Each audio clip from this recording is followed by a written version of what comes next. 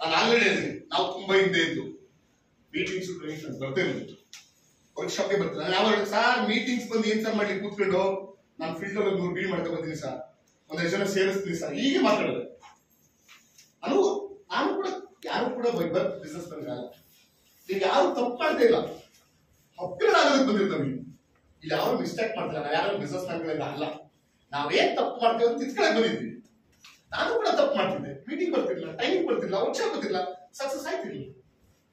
Meetings ಬರ್ತಾ ಇದ್ದೀನಿ, training ಬರ್ತಾ ಇದ್ದೀನಿ, ಸಕ್ಸಸ್ ಬರ್ತಾ ಇದ್ದೀನಿ, ವರ್ಕ್ಶಾಪ್ ಬರ್ತಾ ಇದ್ದೀನಿ, ಏನ್ ಕೆಲಸ ಬರ್ತಾ ಇದ್ದೀನಿ, ಸಕ್ಸಸ್ ಆಗ್ತದೆ. ನಾನು ರೆಸ್ಪಾನ್ಸಿಬಿಲಿಟಿ ತಗೊಂಡಿದ್ದೀನಿ, ನನ್ನ ಕಂಪ್ನಿ, ನನ್ನ ಪ್ರಾಡಕ್ಟ್, ನನ್ನ ಆಫೀಸು, ನನ್ನ ಇದು. ಯಾವಾಗ ನಂದು ಅಂತ ತಗೊಂಡಿದ್ದೀನೋ ಆಟೋಮೆಟಿಕ್ ಬಿಸ್ನೆಸ್ ಬಂದೇ ಬರುತ್ತೆ. ಚೇಂಜಸ್ ನಾವು ಆಗ್ಬೇಕು. ನಾವು ಏನೋ ಕೇಳ್ತಾ ಇರ್ತೀವಿ, ಕೇಳ್ಬೇಕಾದ್ರೆ ಬ್ಲರ್ ಅಂತ ಸೌಂಡ್ ಬರುತ್ತೆ, ಏನ್ ಮಾಡ್ತೀವಿ, ಹಂಗೆ ಕೇಳ್ತೀವ, ನಮಗೆ ನಾವು ಟ್ಯೂನ್ ಮಾಡ್ಕೊಳ್ಬೇಕು. ಇದು ಅಷ್ಟೇ, ನಾವು ಇವಾಗ ಬಂದಿರೋ ಉದ್ದೇಶ ಗೊತ್ತಿಲ್ಲ ಅಂತಲ್ಲ, ಟ್ಯೂನಿಂಗ್ ಮಾಡ್ಕೊಂಡು ಬಂದಿದ್ದೀವಿ ನಾವು ಅಷ್ಟೇ. ಇವತ್ತು ಟ್ಯೂನಿಂಗ್ ಮಾಡ್ಕೊಂಡ್ರೆ ಯಾವ ಲೆವೆಲ್ ಬೇಕು ನಾವು. ಈ 6 ಸ್ಟೆಪ್ ಅಲ್ಲಿ ನಿಮ್ಮ ಬಿಸ್ನೆಸ್ ಸಕ್ಸಸ್ ಆಗಿದೆ. ಈ 6 ಸ್ಟೆಪ್ ಅಲ್ಲಿ ಒಂದು ಸ್ಟೆಪ್ ಮಾಡಿಲ್ಲ ಅಂದ್ರೆ ಬಿಸ್ನೆಸ್ ಗ್ಯಾರಂಟಿ ಸಕ್ಸಸ್ ಆಗ.